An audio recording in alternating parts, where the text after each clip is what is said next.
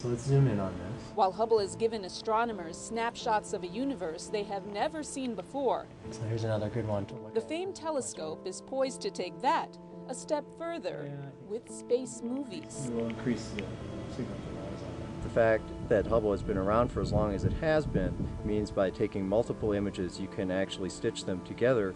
That really gives you true insight into the physics of the dynamics of what's going on.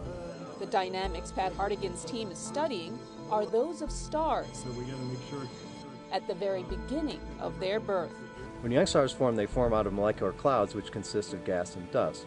And as the star collapses, it spins and some of that material ends up going into a disk.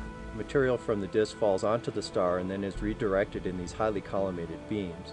We can actually see the individual shock fronts as the jet moves out, and we can watch how the jet is interacting with its surroundings and dragging material along with it.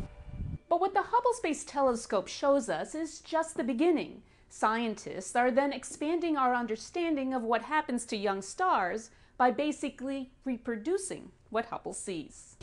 So Adam, where are we now?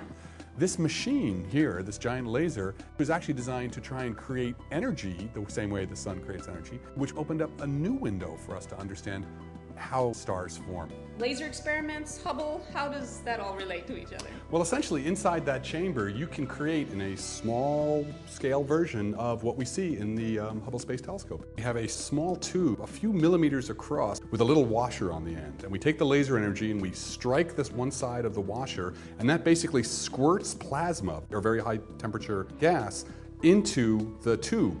So the material in the washer becomes the jet, and the material in the tube becomes the cloud.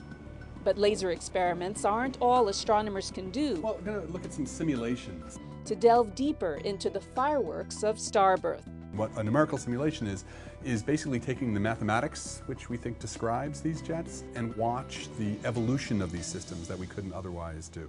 3, 2, 1. Nature only gives us what it gives us when we look on the sky, but now we have the ability to control the entire environment. It actually forces us to think in a very different way about the phenomena. The phenomena of star formation, which holds the key to how we got here. From the Space Telescope Science Institute in Baltimore, Maryland, I'm Mary Estacion.